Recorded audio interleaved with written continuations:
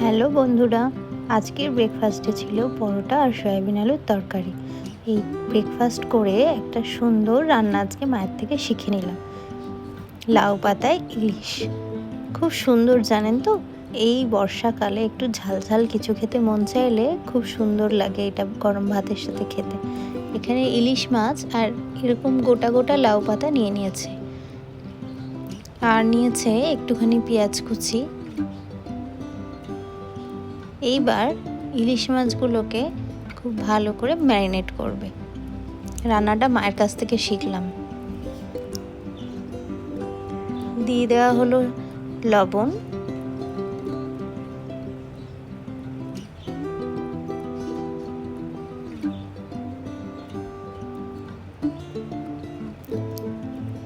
তারপর দেওয়া হচ্ছে একটু হলুদ আর লঙ্কার গুঁড়ো, 1 চামচ মতন হলুদ গুঁড়ো, 1 চামচ মতন লঙ্কার গুঁড়ো, আর একটু জিরে গুঁড়ো দিয়ে খুব ভালো করে মাছগুলোকে মাখিয়ে বেশ আধা ঘন্টার মতন রেখে দিয়েছিল।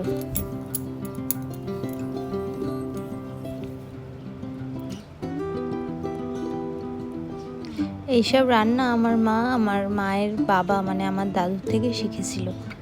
তিনি নাকি খুব ভালো রাঁধতেন। এবার এরকম 3-4টে পাতা একসাথে নিয়ে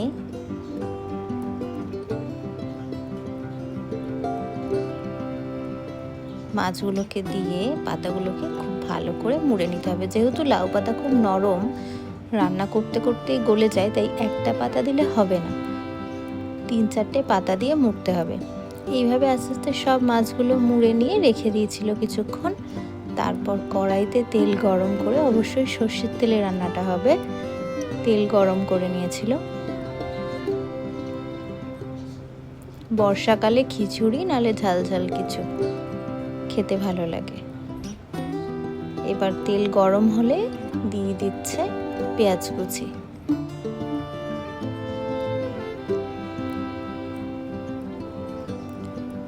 আর এখানে লঙ্কা হলুদ জিরের আরেকটা পেস্ট করে নিতে হবে একটু জল দিয়ে। এবার ওই পেঁয়াজটা বাদামি হয়ে গেলে ওই পেঁয়াজের মধ্যে দিয়ে দিতে হবে, দিয়ে খুব ভালো করে কষাতে হবে।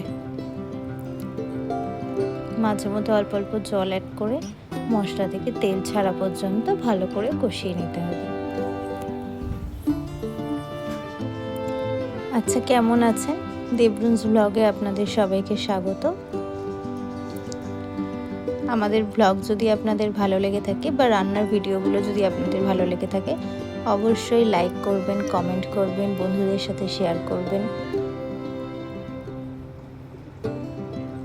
আপনাদের ভালোবাসা আমাদের ইন্সপিরেশন।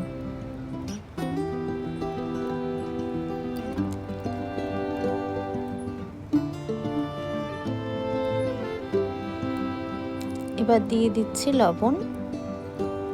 মাছটা ম্যারিনেট করা হয়েছিল, কিন্তু এই মশলার মধ্যে অল্প লবণ দিতে হবে, তাই লবণটা একটু বুঝেই দিতে হবে।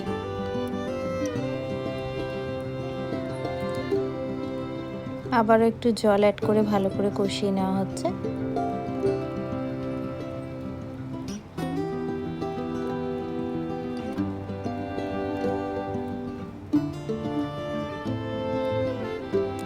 সবসময় সর্ষে বাটা দিয়ে খেতে ভালো না লাগলে এইভাবে একবার ট্রাই করতে পারেন বাড়িতে।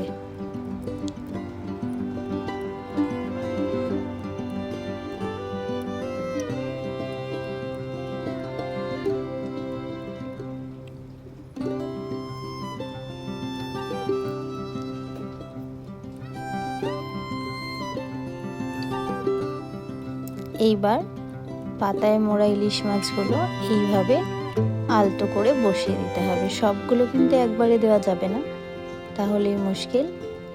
এখানে মা 3টে দিয়েছে, দিয়ে কিছুক্ষণ হতে দেবে। কিছুক্ষণ হলেই পাতাটা বেশ নরম হয়ে যাবে, তখন উল্টে দেওয়া যাবে।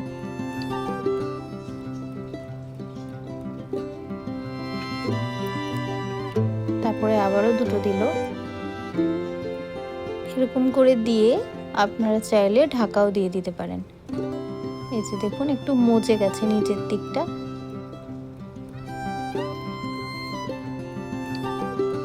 খুব বেশি নাড়ানো যাবে না, তাহলেই ভেঙে যেতে পারে।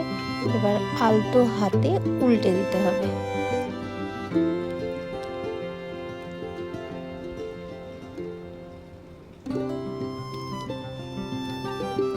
আপনাদের ওখানে বর্ষা কিরকম নেমেছে? এখানে তো বর্ষা প্রায় খুব ভালোভাবেই নেমে গেছে।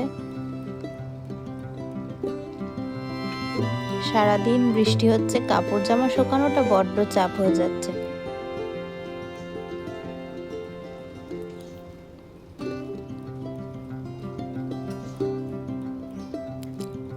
ওইগুলো আগে দেওয়া পাতুরিগুলো, পাতায় মোড়া ইলিশ মাছগুলো একটু মজে গেলে তারপরে আবার যে কটা ছিল সেই কটা দিয়ে দিতে হবে।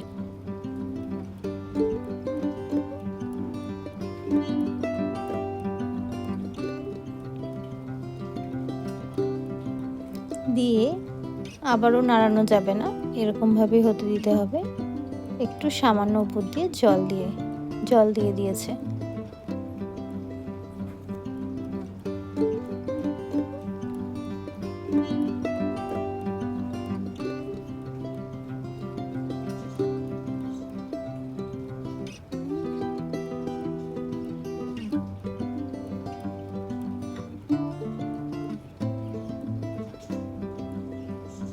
এইবার এইরকম একটা ঢাকনা দিয়ে চাপা দিয়ে দিতে হবে।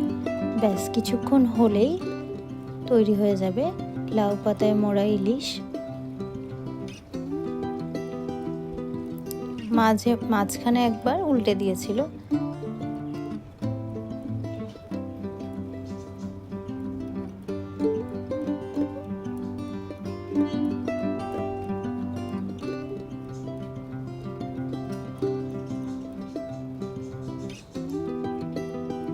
একদম খুব সিম্পল সহজ রান্না,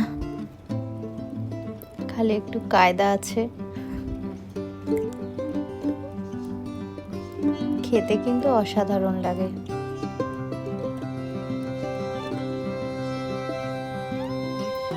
ব্যাস তৈরি হয়ে গেছে, কি সুন্দর দেখতে লাগছে। এবার এটা খাবো। আজকে একটু চিচিঙ্গা দিয়ে ডাল হয়েছিল, সেটা আগে খেয়ে নিই, তারপরে এইভাবে পাতাটা খুললেই কি সুন্দর গন্ধ। আর গরম ভাতের সাথে মাখিয়ে খেতে আহা, দুর্দান্ত লাগলো। আপনারা অবশ্যই ট্রাই করবেন বাড়িতে।